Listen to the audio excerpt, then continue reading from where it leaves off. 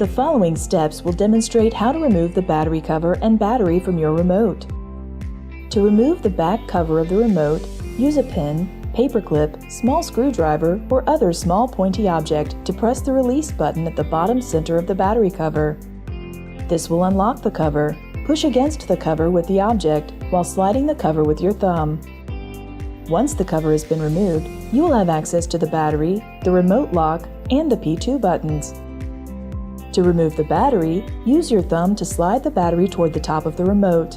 Use a small pointy object to wedge the battery up and lift it out of the battery cradle. Be careful not to press the P2 buttons during this process. To reinsert a new battery, tilt the battery and slide it toward the top of the opening, making sure it clears the bottom ledge of the battery cradle. Again, be careful not to press the P2 buttons during this process. Note, if the remote shows full battery after a battery change but is not controlling the shade or shades, please watch the AMP remote troubleshooting video in the AMP gallery.